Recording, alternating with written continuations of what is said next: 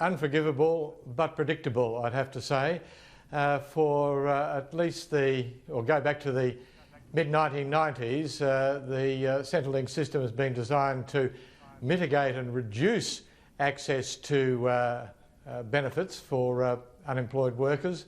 And now, in the space of little more than 24 hours, we're supposed to turn that round and make it one which has open access.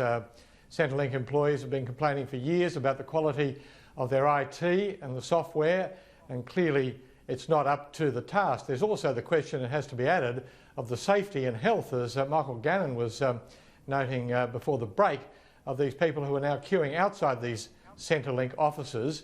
They're much more vulnerable, one would have thought, to community transmission of COVID-19, the virus, than they would be in other circumstances.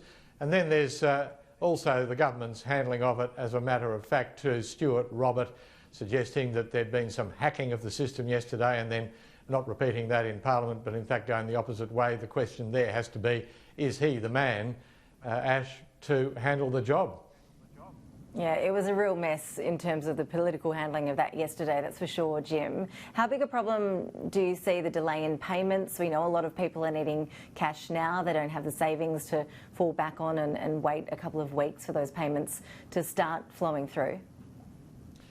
Yes, that is a very, very serious problem on a number of levels, particularly for the individuals involved.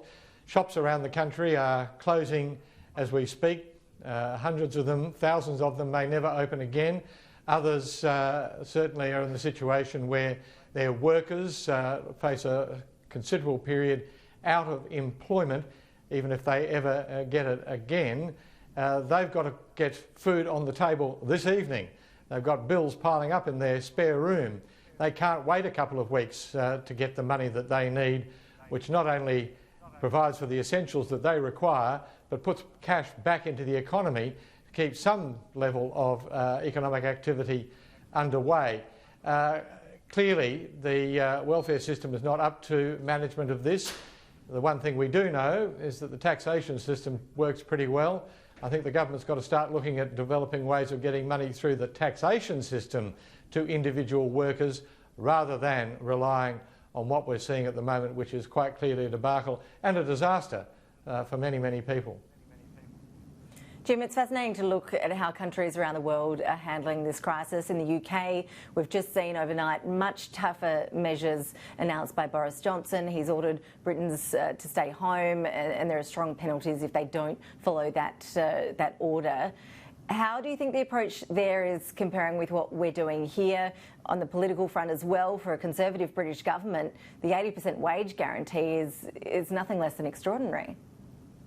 Quite extraordinary, and a very interesting development indeed. It's worth noting too, on the other front, on this question of lockdowns, locking down regional areas and so on and so forth, the indication from Greg Hunt at the press conference a little bit earlier that will come. It's already come in the UK. It's only a matter of days, I would have thought, before we see similar situations here. But the 80% wage guarantee that's been provided by Boris Johnson, I do think, whether or not it was now time for this government to consider that, I think it was an error by the Prime Minister yesterday to be so adamant that he would not be going down that route.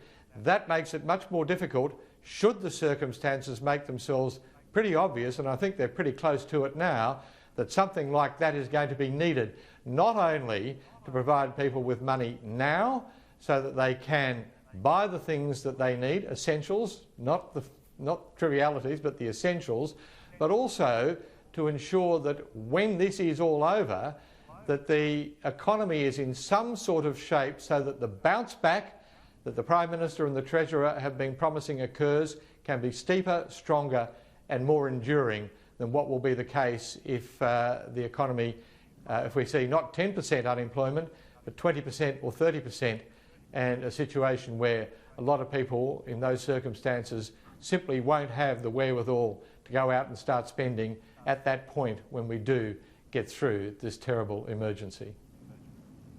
Political consultant Jim Middleton, always appreciate your insights. Thank you for that.